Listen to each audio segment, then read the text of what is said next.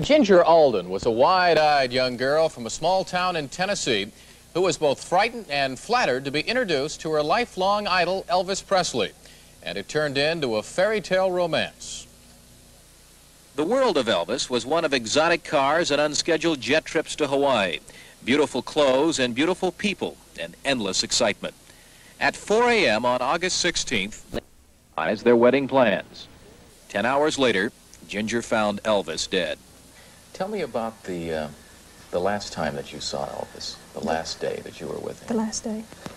He was getting ready to go on a concert, right? Yes, and he was in a good mood and nervous because of a tour. And he mentioned something to me about playing racquetball, and I said, yes, I wanted to. So he called his cousin, Billy Smith, and Joe, and we went out back to where he has a racquetball court. And I didn't play racquetball. I sat, there's a glass partition where you can watch whoever is playing racquetball, and I watched him, and he would do funny things and try and see if we were laughing. And then he seemed to be getting a little tired then, so he came out and he sat down by me, and he didn't go back out and play then, but he got up and got on a bicycle exerciser, and he was on that for about 3 minutes. And then it was early morning, and we were going to go back upstairs, and he was going to go to sleep so he could get ready for his tour.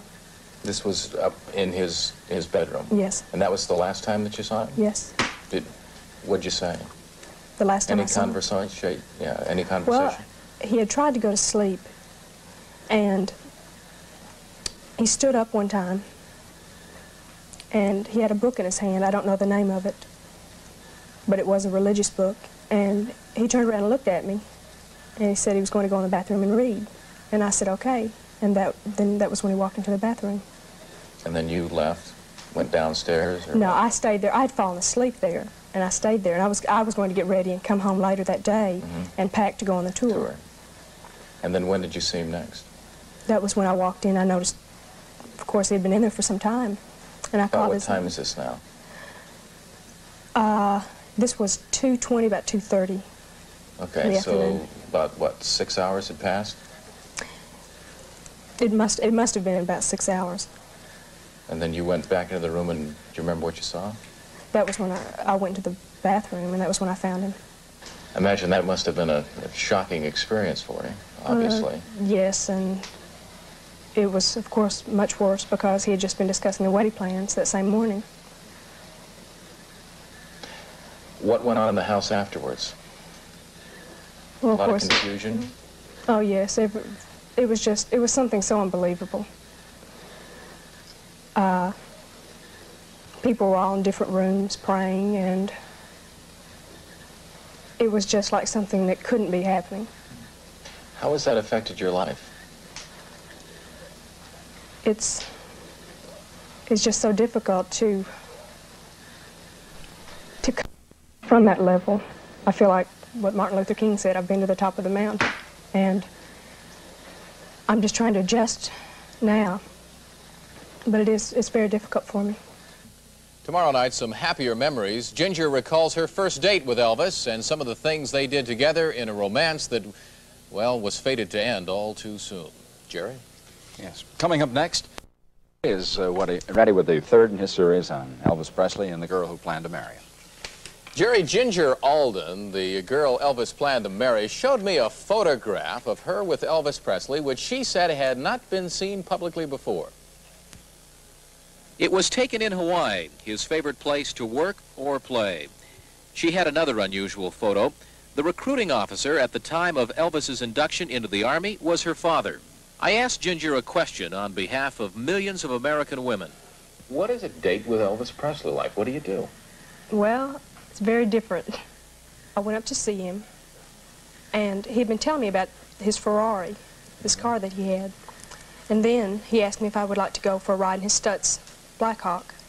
And I said yes. And then after a while, he said to go on a ride in his small plane, the Lockheed Jetstar, around the city. So the plane was just beautiful when I first saw it because I had never seen anything like that. And the pilot, Milo High, was very, very nice. And I sat down, and after a few moments, Elvis said, "Everybody hold it." and he had this kind of smile on his face, and he said, "I'll be back in a minute." And he got off the plane and jumped back in his struts. And he must have gone to Graceland because he returned. And he said, "We're going to Las Vegas." And he'd gotten pajamas for everyone. And he asked me if it would be all right, and I was in such shock. I said, "Yes, I'll call my mother when I get back." So your first official date, instead of a spin around Memphis, you went to Vegas. Right. What'd you do in Vegas? This was really fun. Everybody slept when we got there. We just stayed there a half of a day and returned the next day. Everybody was so tired from the trip. When did Elvis propose, and how did he propose? It was on January the 26th, one afternoon, and I had been up at Graceland, and he had been in the other room. He always had things going on around me that I never knew about, and he took my hand and took me into the lounge area of his bathroom, and I sat down in a black chair, and he got down on his knees, and then he asked me, he just said, "I'm asking you, will you marry me?" And of course I said yes. It was just, it was all so beautiful. And then what were your plans? When were you going to be married? And when was the announcement going to be made? He was going to make the announcement when he played here the Saturday night. He was going to have his concert here in Memphis from the stage. And he had been discussing the type of dress. He said that he had had some people working on one in Los Angeles, and that it would have small rosebuds with little gold threads through it, and he wanted me to wear glass slippers and a little tiara on my head. And he said, "It's got to be the wedding of the century." Tomorrow night, Ginger talks about Elvis's reaction. You with Ginger Alden, the girl who planned to marry Elvis Presley before his tragic death. By the way, Chuck, last week's Ginger mother filed a suit against the Presley estate, trying to get it to pay her $40,000 in mortgage money because she said Elvis had promised to do that before he died. He furnished the family with a home and a swimming pool, and now the mother wants it all paid for. Elvis Presley's generosity was well known. He didn't advertise it, but the people who benefited from it did.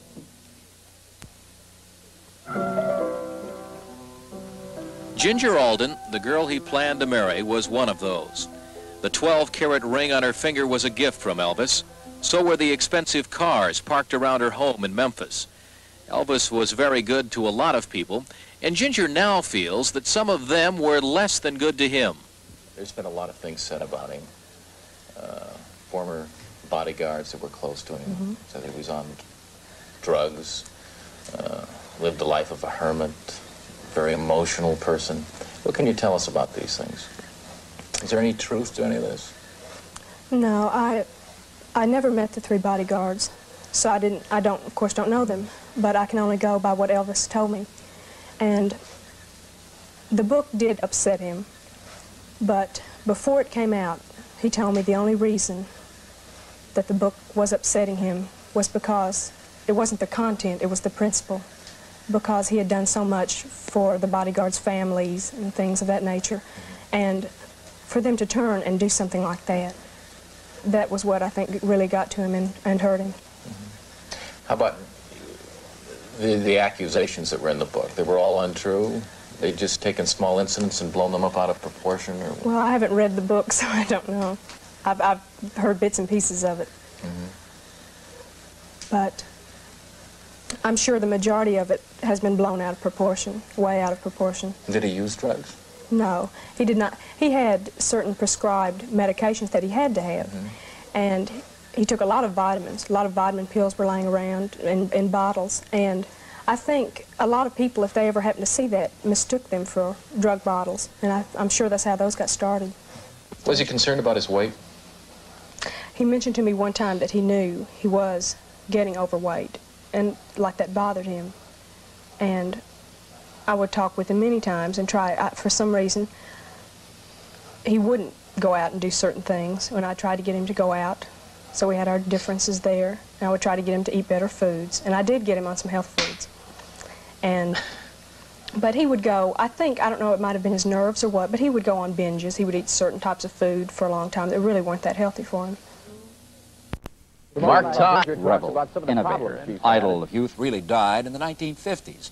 But capitalist Americans kept it alive to make money. The Russian commentator said the Presley legend has been buried in the aftermath of the singer's death in a flood of souvenirs that have, and we'll quote, lowered the name of the idol to the level of a trinket. They, of course, didn't know the Elvis Presley we did. To put him in proper perspective, tonight the conclusion of Chuck Henry's series on Elvis Presley and the impact he had on the people around him. Jerry, you know, if Elvis Presley had lived just 4.5 months longer, Ginger Alden would have been Mrs. Elvis Presley, but that storybook romance was not fated to end that way. These days, Ginger tries to forget the tragedy of Elvis's death and remember the good things in their relationship. And about such things, she is more than willing to talk. At what point did you fall in love with Elvis? And did Elvis fall in love with you? Well, when I was in Las Vegas with him, this was in December, and this was the first time I had been in Las Vegas while he was performing there. And he was there for 14 days, it was like. And when he mentioned it, I just kind of smiled and laughed, and I really didn't say anything. But later on, after a few months, he started telling me how much he needed me. And then I really saw that, and I realized I needed him. I needed maturity, and that was when I really realized that I was in love with him. You know, there are millions of women who would love to have traded places with you and have the kind of relationship that you had with Elvis. Was he a romantic individual? Yes, he knew what to say. He could take anything ugly and make it sound beautiful. And he was very, very religious. And we would talk many hours each night on different philosophies. He had certain philosophies and different books. And he had a beautiful way of speaking, really. A tender individual, a loving individual? Yes, very. He was very, I've never noticed it on anybody on earth, the certain kind of love that he had. And it was truly. There's a lot of talk about what's going to become of the legend now. What would you like to see happen? You go down to Elvis Presley Boulevard and the hucksters are down there selling plastic, I don't know, buttons of Elvis, you name it, his picture's on it. What would you like to see happen? Some way to preserve the memory? What? I would like to see a very nice building erected in his memory and with his trophies on display. And I think Elvis would like that too. And I know he'll never be forgotten by millions of fans. His name will be kept on going in one way or the other. What one thing is going to stand out in your mind years from now, 10, 15, 20 years? What is it you're going to tell your children and tell your grandchildren about Elvis Presley? That I shared a love with one of the greatest men on earth. Obviously, Ginger Alden is a beautiful young woman. Millions of women probably envied her, but I wonder if they envy her now. It will be interesting, I think, to see what paths she takes in the future. Jerry? Sure. Interesting. Very touching. Yeah.